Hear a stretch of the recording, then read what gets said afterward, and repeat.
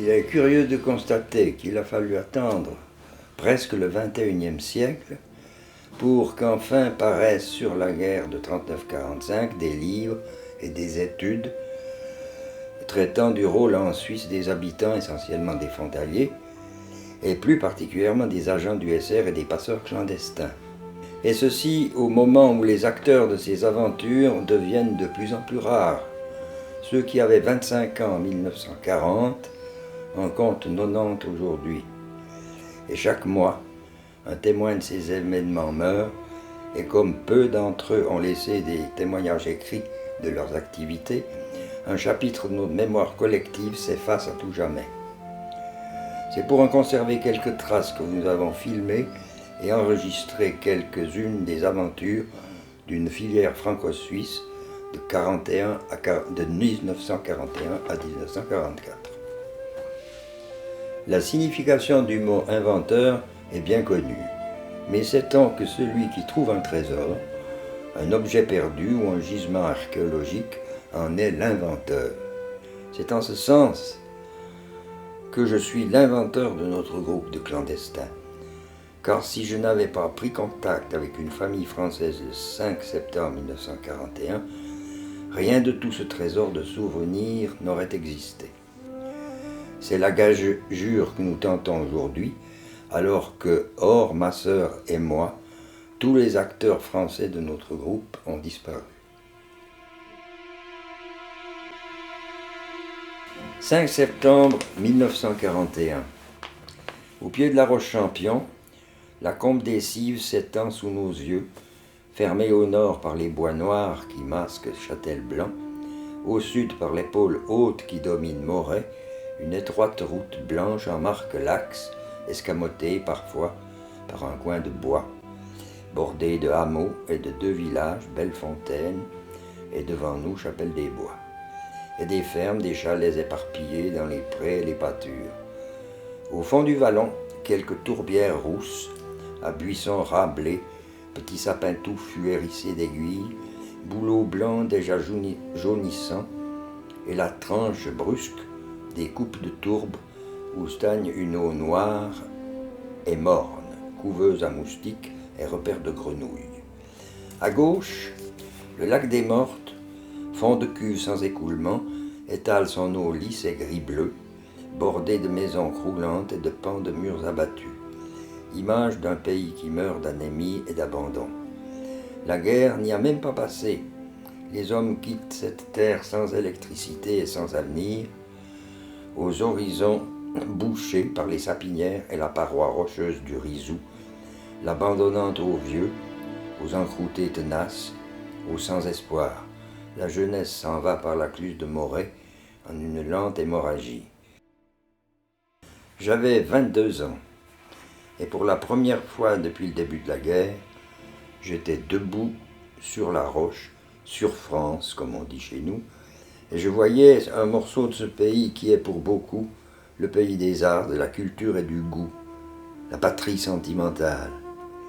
Et cette terre triste où planaient quelques corbeaux et l'accord mélancolique des clarines, cette atmosphère d'encolie bleu-mauve, ce fuseau de verdure jaunissante souligné par la courbe des forêts de sapins, comme un cerne de Marguerite Moreno, m'emplissait d'une tristesse exaltante et douce.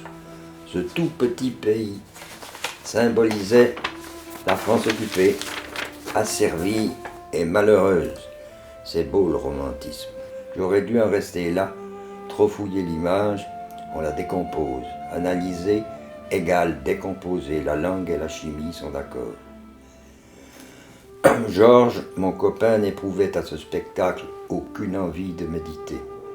L'inquiétude d'abord, le chemin des douaniers où pouvait à tout moment surgir une patrouille allemande, à quelques 30 mètres de nous.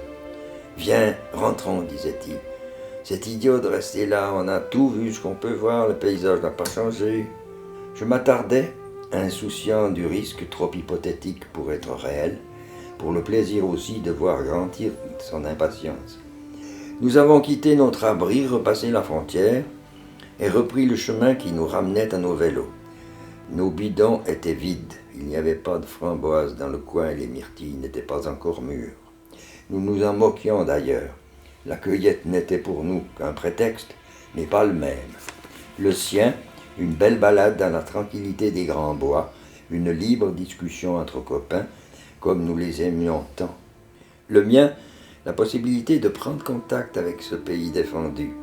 Une idée qui me trottait par la tête depuis longtemps, d'aller voir, de vérifier ces histoires lues, ces récits récoltés de gauche et de droite, ces racontards contradictoires.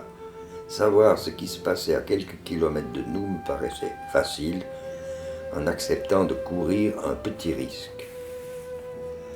Avant midi, mon ami me quitta, soulagé sans doute d'échapper à l'espèce de guet-apens où instinctivement je l'entraînais, trop bousculé par mon désir enfin libéré pour écouter la voix de la raison, inquiet probablement de me laisser seul. « Tu ne fais pas le fou, hein? N'y va pas. Tu ne connais personne. C'est trop dangereux pour ce que tu aurais de plus. » J'ai promis vaguement pour le rassurer et pour qu'il s'en aille et me laisse libre. Un quart d'heure plus tard, j'avais repris mon guet sur le rocher, en un autre endroit bien camouflé, à bonne distance du sentier des douanes, cherchant comment j'allais descendre. Je trouvai bientôt un sapin sec, appuyé contre la paroi. Je pouvais y descendre. En me laissant glisser entre le rocher et l'arbre, j'atteignis le sol ferme. Quelques minutes plus tard, j'étais à l'oreille de la forêt, en sueur, comme le cœur peut battre devant l'inconnu. Non loin de moi, 2 maisons. J'attendis un peu, me déplaçant à couvert pour examiner les lieux. Derrière la plus petite, dans un enclos, une jeune femme blonde surveillait quelques moutons. Je m'avançai silencieusement, abordai le mur juste derrière la bergère et demandai « Y a-t-il des Allemands par ici ?» Elle sursauta en se retournant et répondit un peu étonnée « Non, la patrouille a passé depuis 5 minutes. » C'est ainsi que j'ai pris contact avec la France occupée. Après une bonne heure de discussion de part et d'autre du mur de l'enclos, l'un questionnant l'autre, elle inquiète et circonspecte, moi confiante et heureux, elle finit par me faire confiance et me fit entrer.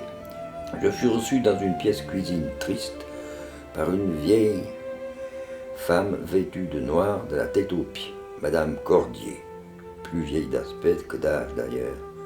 Elle m'accueillit sans manifester ni joie ni déplaisir, sans curiosité, sans marquer le moindre étonnement. Quand je repris la route en fin d'après-midi, je savais que je reviendrais. Marie-Aimée, c'est le nom de la bergère, m'accompagna jusqu'au J. Louis, le passage du rocher que je désirais connaître pour mes prochains voyages. Preuve de confiance, pensais-je, je me trompais. Ce n'est qu'au passage suivant qu'on me révéla le J de l'Échelle, inconnu de presque tous, le plus direct au-dessus de la ferme, le mieux caché. Les Allemands ne l'ont découvert que le 3 janvier 1943, le jour où ils ont capturé ma sœur, en remontant ses traces jusqu'à la frontière. À la fin de la guerre, lors de la bénédiction religieuse d'une petite vierge cimentée dans le passage rocheux, le J de l'Échelle est devenu le J de la Vierge. Bien des invités de Chapelle des Bois m'ont avoué y venir pour la première fois.